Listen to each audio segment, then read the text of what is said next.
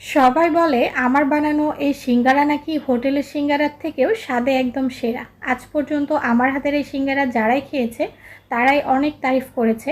মূলত এই সিঙ্গারার ভেতরে পুরটা আমি একটু ভিন্নভাবে করে থাকি, আর এজন্যই কিন্তু সিঙ্গারাগুলো খেতে বেশি মজার হয়। আজকে আপনাদেরকে হোটেলের থেকেও বেশি স্বাদের সিঙ্গারা বাসায় তৈরি করে দেখাচ্ছি।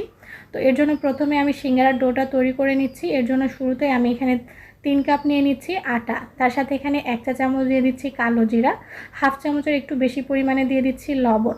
তো এগুলোকে একটু ভালোভাবে মিলিয়ে নিয়ে তারপরে এখানে আমি 1/4 কাপ দিয়ে দিচ্ছি সয়াবিন তেল। তেলটা দিয়ে কিন্তু সব কিছুকে বেশ ভালোভাবে একটু ময়ান দিয়ে নিতে হবে এই আটাটা একটু মুঠো হয়ে আসা পর্যন্ত। যখন আটাটা এরকম মুঠো হয়ে আসবে এই পর্যায়ে আমি এখানে অল্প অল্প করে পানি দিয়ে একটা শক্ত টাইট ডো তৈরি করে নিচ্ছি। ডোটাকে কিন্তু অতিরিক্ত নরম করে মাখানো যাবে না, একটু শক্ত করেই মাখিয়ে নিতে হবে। তো ডোটা মাখানো হয়ে গেলে এটাকে আমি রেস্টে রেখে দিব কিছুক্ষণের জন্য। তো মাখানো হয়ে গিয়েছে, এখন আমি এটাকে ঢাকনা দিয়ে এক সাইডে রেখে দিচ্ছি।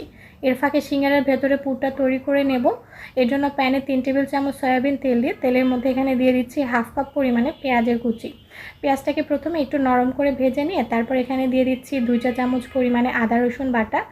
আদা রসুনের কাঁচা গন্ধটা চলে যাওয়া পর্যন্ত এই বাটা মশলাটাকেও কিছুক্ষণ ভেজে নিয়ে তারপর এখানে দিয়ে দিচ্ছি টমেটো কুচি। একটা বড় সাইজের টমেটো একটু ছোট ছোট করে কেটে রেখেছিলাম, সেটাই দিয়ে দিলাম। টমেটোটা অবশ্যই দেওয়ার চেষ্টা করবেন, এতে করে কিন্তু সিঙ্গারাটা খেতে বেশি মজার হয়। তো এখন এর মধ্যে দিয়ে দিচ্ছি 1 চা চামচ শুকনো মরিচের গুঁড়া, হাফ চামচ দিয়ে দিলাম হলুদের গুঁড়া, স্বাদ মতো লবণ, তার সাথে এখানে 1 চা চামচ আমি জিরার গুঁড়া দিয়ে দিলাম। তো এগুলোকে একটুখানি পানি দিয়ে মশলাগুলোকে একদম তেল ছেড়ে আসা পর্যন্ত কষিয়ে নিচ্ছি। আর এই পুরটা সাধারণত আমি একটু ঝালঝাল করে তৈরি করি, এজন্য খেতে কিন্তু ভীষণ ভালো লাগে। তো পরবর্তীতে কিন্তু এখানে আমি আরও কিছুটা পরিমাণে কাঁচামরিচ দিয়ে দিব, এই জন্য এখানে শুকনো মরিচের পরিমাণটা কম দিলাম। তো মশলাটা কষানো হয়ে গেলে কেটে রাখা আলু এর মধ্যে দিয়ে দিলাম। এখানে আমি 3 কাপ আলু নিয়েছি, আর আলুগুলোকে কিন্তু একদম কিউব করে ছোট ছোট করে কেটে নিয়েছি। তো মশলার সাথে আলুটাকে কিছুক্ষণ কষিয়ে নিয়ে তারপর আলুটা সেদ্ধ হওয়ার জন্য এখানে পানি দিয়ে দিলাম। এখন ঢাকনা দিয়ে আলুটাকে ভালোভাবে সেদ্ধ করে নিচ্ছি। আলুটা সেদ্ধ হয়ে আসলে ঢাকনাটা তুলে স্প্যাচুলার দিয়ে এভাবে কিছু আলুকে আমি একটু মথে দিচ্ছি, এতে করে কিন্তু এই পুরটা খেতে ভীষণ ভালো লাগে। তারপর এখানে দিয়ে দিচ্ছি বেশ খানিকটা কাঁচামরিচের কুচি আর বড় 2টা পেঁয়াজের কুচি। তার সাথে এখানে দিয়ে দিলাম 1 চা চামচ পরিমাণে গরম মশলার গুঁড়া। লাস্টে কিন্তু অবশ্যই পেঁয়াজ, কাঁচামরিচ আর এই গরম মশলাটা দিবেন, এতে করে কিন্তু এই পুরটা খেতে ভীষণ ভালো লাগে।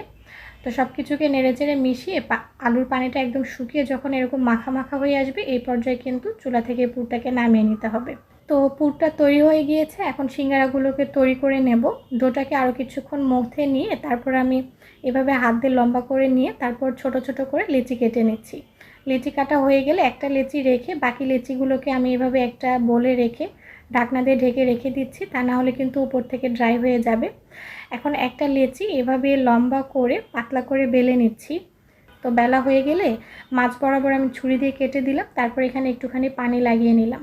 তো পানি লাগিয়ে এইভাবে 2 কোণাটা মুড়িয়ে একটা কোণ আকারে তৈরি করে নিচ্ছি। আর কিভাবে তৈরি করে নিলাম এটা একটু ভালোভাবে লক্ষ্য করলে কিন্তু আপনারা বুঝতে পারবেন। তারপর ওই যে সিঙ্গারার পুরটা তৈরি করে রেখেছিলাম সেটা ভেতরে পরিমাণ মতো একটু চেপে চেপে দিয়ে চারপাশে আবারও পানি লাগিয়ে সিঙ্গারার মুখটা ঠিক এভাবে মুড়িয়ে দিচ্ছি। আর কিভাবে আমি এই সিঙ্গারা ভাঁজটা দিলাম এটা একটু ভালোভাবে লক্ষ্য করলে কিন্তু আপনারা বুঝতে পারবেন। তো এইভাবেই কিন্তু আমি সবগুলো সিঙ্গারা তৈরি করে নিয়েছি। এখন এগুলোকে ভেজে নিতে হবে। আর ভাজার জন্য তেলটাকে প্রথমে হালকা গরম করে তারপর সিঙ্গারাগুলোকে আমি তেলের মধ্যে দিয়ে দিয়েছি। এখন চুলার আঁচটা মিডিয়াম টু লোতে রেখে একটু সময় নিয়ে উল্টে পাল্টে এগুলোকে খুব সুন্দর একটা কালার আসা পর্যন্ত ভেজে নিতে হবে। আর একটু সময় নিয়ে ভেজে নিলে হবে কি সিঙ্গারাগুলো কিন্তু অনেক বেশি খাস্তা মুচমুচে হবে। তো এখন কিন্তু সিঙ্গারার মধ্যে খুব সুন্দর একটা কালার চলে এসেছে, আর এরকম কালার করেই কিন্তু সিঙ্গারাগুলোকে ভেজে নিতে হবে। তো এইভাবে বাসায় একদিন সিঙ্গারা তৈরি করে খেয়ে দেখবেন, আশা করছি অনেক ভালো লাগবে। ভিডিওটা ভালো লেগে থাকলে লাইক, কমেন্ট, শেয়ারের পাশাপাশি পেজটাতে ফলো দিবেন। সবাই ভালো থাকবেন। আল্লাহ হাফেজ।